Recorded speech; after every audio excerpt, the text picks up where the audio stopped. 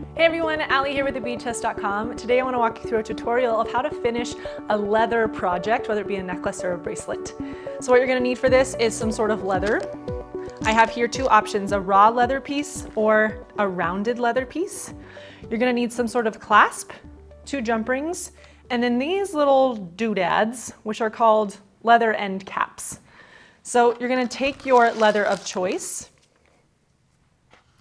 and place it inside of this leather cap. I'll give you a little bit closer shot of this. This little cap will be folded over to clasp the leather so that it finishes something if you want that like raw leather texture of your necklace. So we'll take the end of our leather, place it inside of these raised edges. Give yourself a little bit of space from the top so you don't see leather sticking out on the top of that clasp, or rather end cap. Some of these pieces can be a little finicky, so just stick with me here. Take your pliers, needle nose, whatever size you have, and you're going to begin to fold over one side of this end cap. So as you can see here, now one of those raised edges is no longer raised.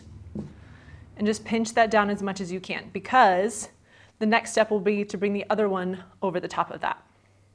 So once you have that side pinched nice and secure, I like to flip this around and then take the other side and begin to press that down. You have to use a little bit of force, so don't be afraid to really get in there. And then there you have your little end cap. So if I pull on this, that leather is not going anywhere. And now your project will be finished. Now to move on from here, you want to take a jump ring, an open jump ring. Jump rings are used to add things like a clasp. You're going to want to loop your end cap through that jump ring.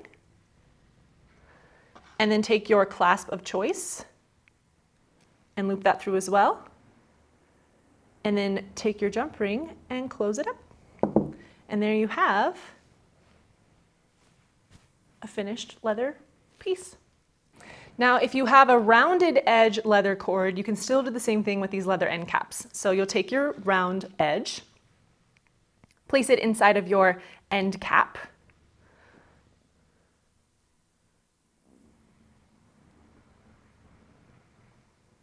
then take your pliers, make it to fold over one side